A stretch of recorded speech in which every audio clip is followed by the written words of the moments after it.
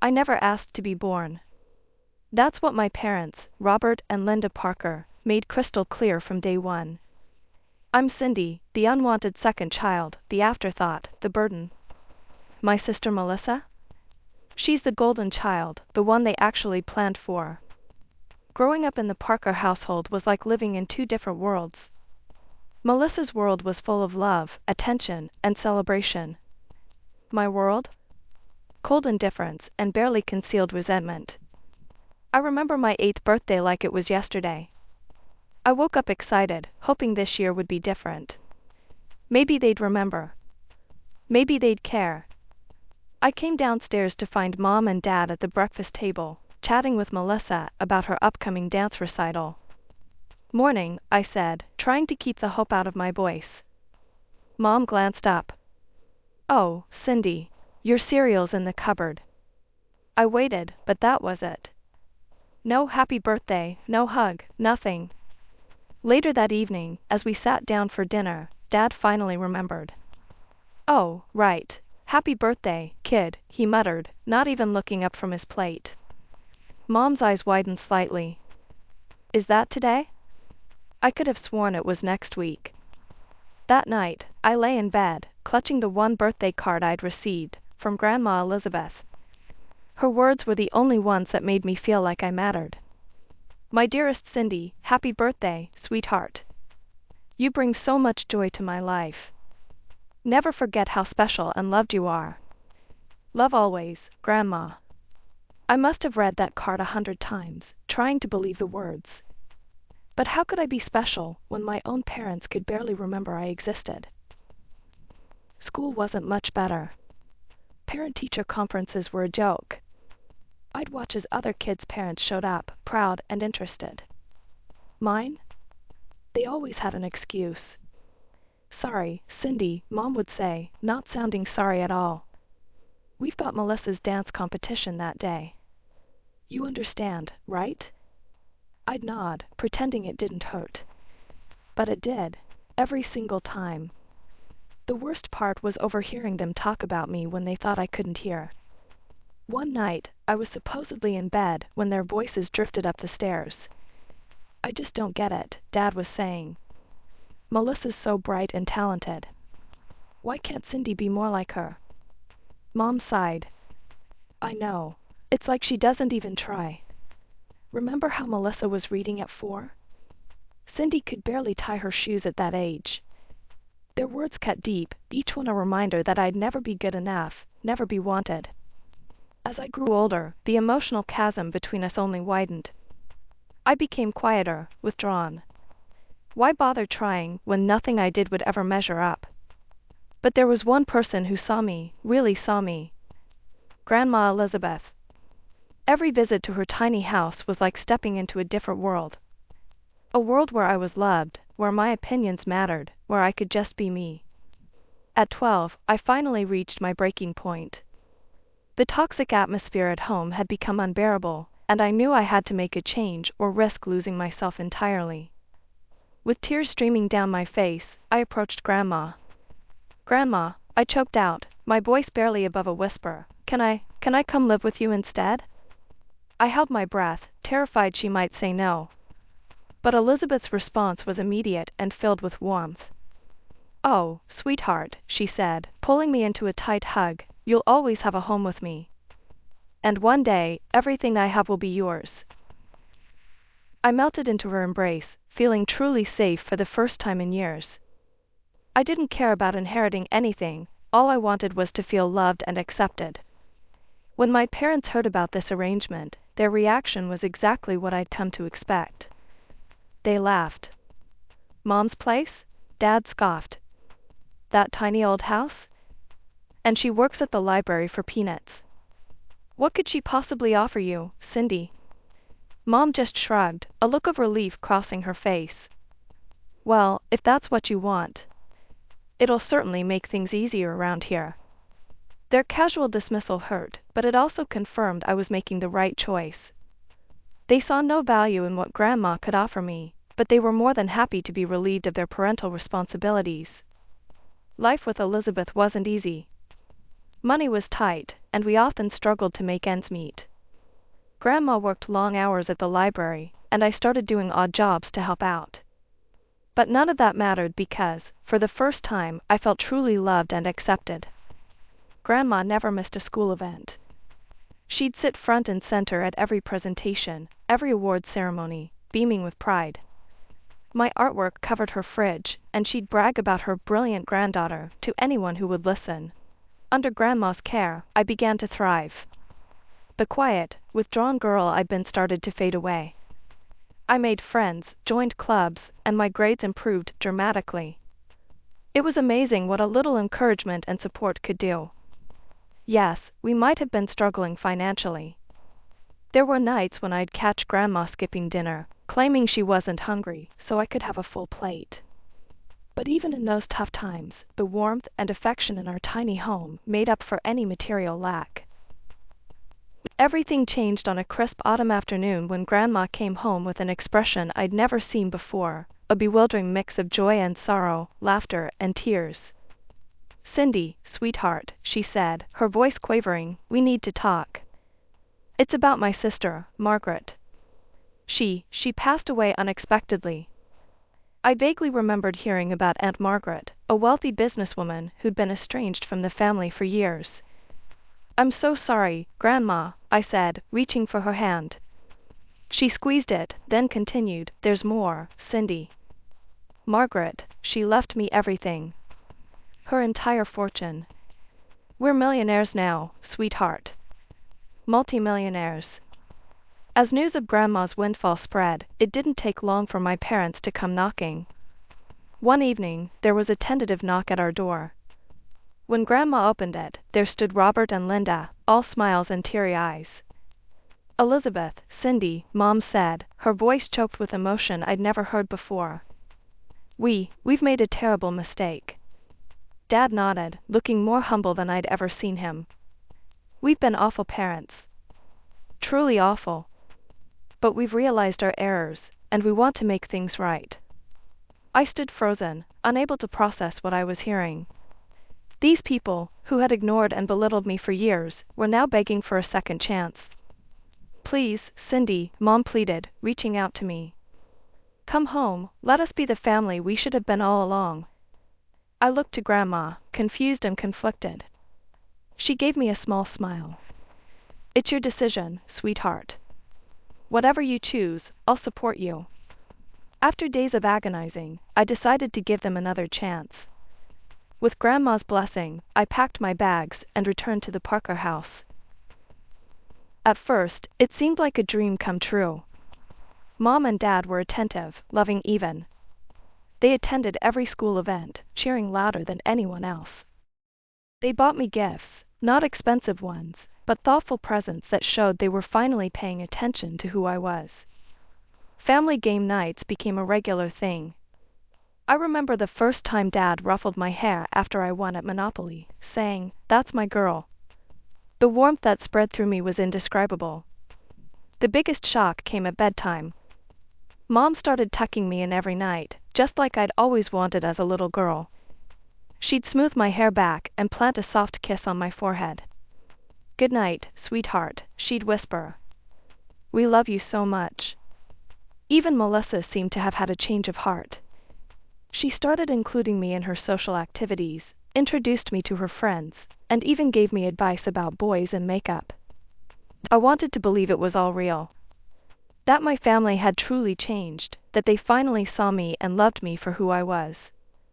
But a small voice in the back of my mind kept whispering doubts. Why now? Why only after Grandma came into money? I pushed those thoughts aside, determined to enjoy this new, loving family dynamic I'd always dreamed of. I called Grandma regularly, gushing about how happy I was and how wonderful everything had become. But Grandma, while expressing joy for me, couldn't quite hide the concern in her voice. "Just remember, Cindy," she'd say, "you always have a home with me, no matter what." Life in the Parker household settled into a new rhythm as the months rolled by. Melissa, ever the golden child, graduated high school with honors and headed off to a prestigious college. Meanwhile, Grandma moved into a luxurious new home and bid farewell to her days at the library. As for me, well, I was 16 now, and things were looking up. My grades were better than ever, I had a solid group of friends, and I'd even started dating. Jake from my chemistry class had asked me out, and I was over the moon. It was a Friday evening, and I had plans to meet Jake at the local diner. I'd spent hours getting ready, nervously changing outfits and redoing my makeup. I headed out, excited for my date. But as I sat at the diner, waiting for Jake, my phone buzzed with a text. "Sorry, Cindy. Something came up. Can't make it tonight." My heart sank.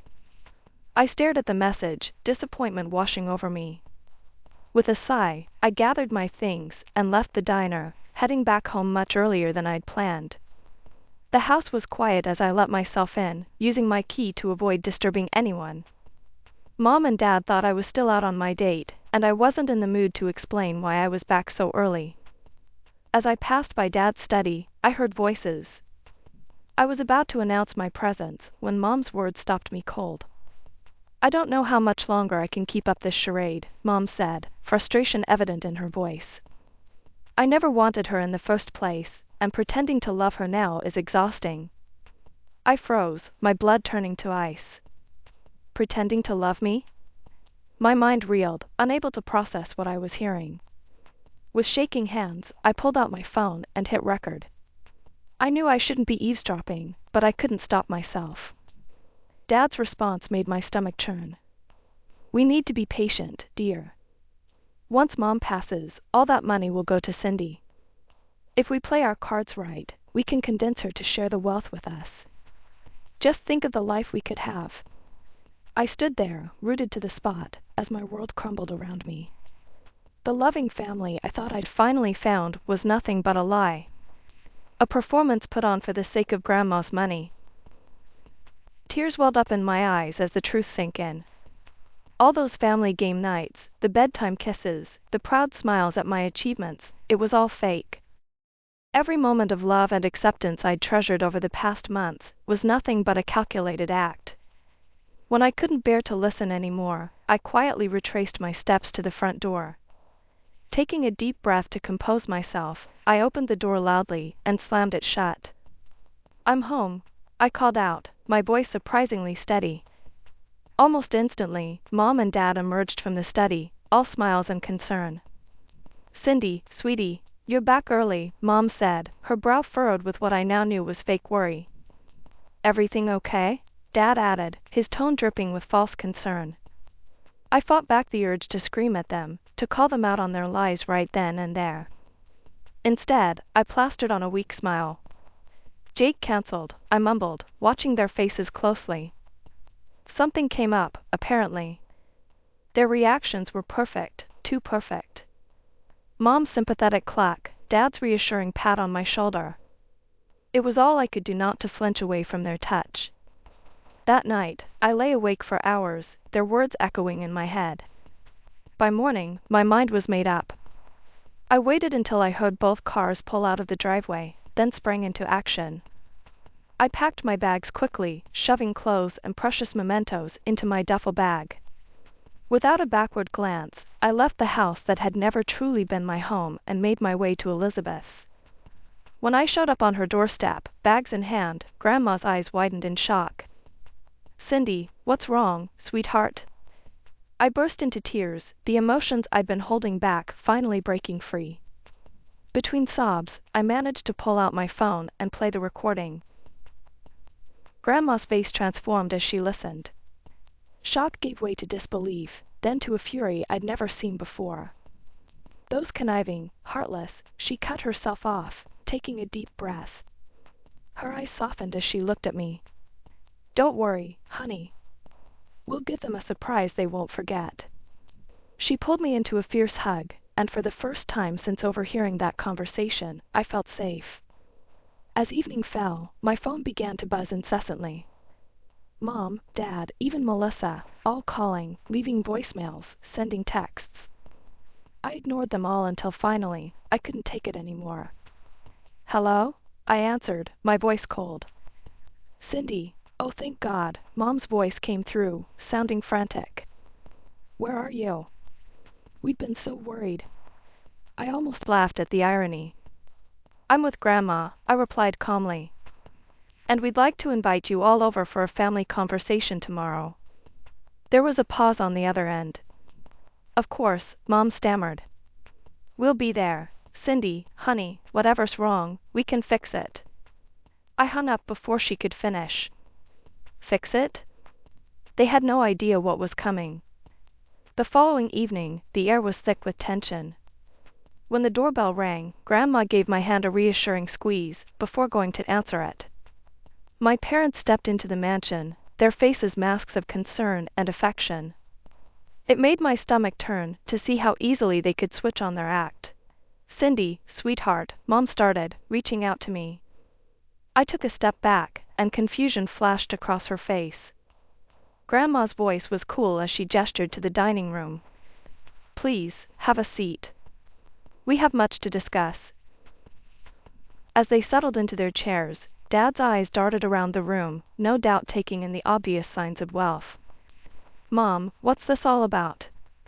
Is everything okay? Without a word, I placed my phone on the table and hit play. The room filled with the sound of their own voices, discussing their scheme in cold, calculating tones.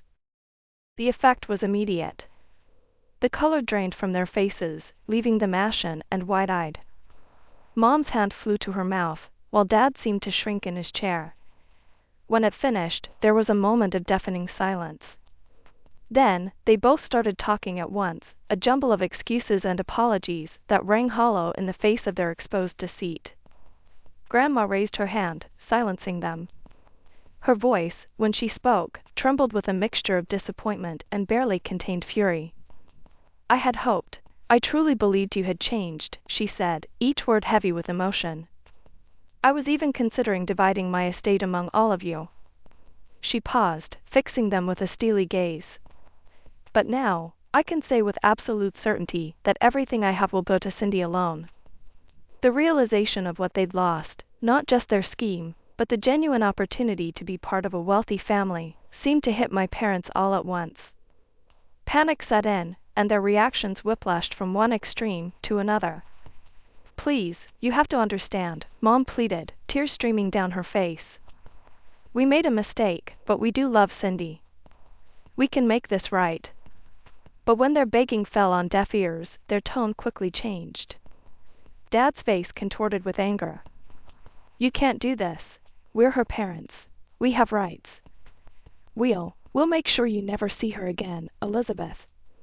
Their threats washed over me, but I felt oddly calm. For the first time in my life, I knew exactly where I stood and what I needed to do. I'm filing for emancipation, I announced, my voice steady and clear. Grandma will be my legal guardian. You don't have any power over me anymore. The shock on their faces would have been almost comical if the situation weren't so painful. They looked from me to Grandma, seemingly unable to process that their carefully laid plans had not only failed but backfired spectacularly. I think it's time for you to leave, Grandma said, her tone leaving no room for argument. She stood, gesturing towards the door. When the door closed behind them, I let out a breath I didn't realize I'd been holding. Grandma enveloped me in a warm embrace, and I felt the tension of the past few days start to melt away. The weeks following the confrontation with my parents were a whirlwind of legal meetings and court appearances.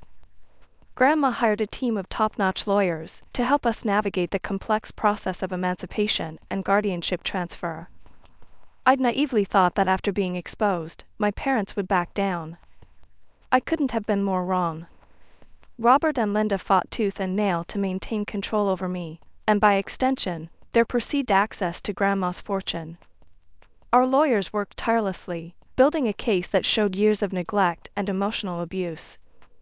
The recording of my parents' conversation was damning evidence, but it wasn't the only weapon in our arsenal. Teachers from my old schools came forward, recounting how my parents had consistently missed parent-teacher conferences and school events. Mrs. Johnson, my third-grade teacher, testified about the time I'd won the spelling bee, and neither of my parents had shown up to see me receive my award. Neighbors spoke of the stark difference in how I was treated compared to Melissa. Mr. Rivera, who lived next door to us for years, told the court about the lavish birthday parties thrown for my sister while mine went uncelebrated. Then came the day of the final hearing. As we sat in the courtroom, waiting for the judge to arrive, I noticed a familiar face slip in through the back door. Melissa. When Melissa took the stand, her words shattered any remaining illusion of familial loyalty. "Yes, Your Honor," she said, her voice steady. "I was aware of my parents' plan to use Cindy to access my grandmother's money." The courtroom erupted in murmurs. I sat there, stunned, as Melissa continued. The sudden kindness, the sisterly bonding, it was all part of the act. Our parents thought it would be more convincing if I played along. Melissa's eyes met mine, and I saw a flicker of remorse. But it was too little, too late. Her betrayal was the final nail in the coffin of my relationship with the Parkers. The judge's decision, when it came, was swift and unequivocal. Elizabeth was granted full guardianship, and I was legally emancipated from Robert and Linda Parker. As we left the courthouse, I felt a strange mix of emotions, relief, sadness, and a sense of finally being free. Grandma wrapped her arm around my shoulders, pulling me close. "It's over, sweetheart," she said softly. "You're safe now." I nodded, unable to speak past the lump in my throat. It was over, yes. But it was also a beginning. A chance to build a life free from manipulation and conditional love. As we drove home, to our home, I gazed out the window, watching the familiar streets of my childhood pass by. I was leaving behind the family I was born into, but I was moving towards something far more valuable, a future built on genuine love, respect, and acceptance. As the dust settled from the legal battles and emotional upheavals, I found myself standing on the threshold of a new life. The mansion I now shared with Grandma was more than just a home, it was a sanctuary where I could finally breathe, grow, and heal. With the security and love I'd always craved now a constant in my life, I threw myself into my studies with renewed vigor.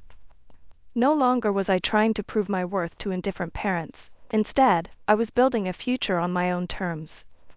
Grandma Elizabeth, true to her word, dedicated herself to providing me with every opportunity she could. But more than the material comforts or expensive tutors, it was her unwavering support and love that made all the difference. "You can be anything you want to be, Cindy," she'd tell me, her eyes shining with pride. "The world is yours for the taking." Together, we embarked on adventures I'd never dared to imagine before. We traveled to Paris, where I fell in love with art and architecture. We went on safari in Africa, where I discovered a passion for wildlife photography. Each trip, each new experience, helped me discover facets of myself I never knew existed. But the journey wasn't all exotic locales and new hobbies. The hardest work happened in the quiet office of Dr. Larson, my therapist. Twice a week, I'd sit on her comfortable couch, slowly unpacking years of emotional trauma.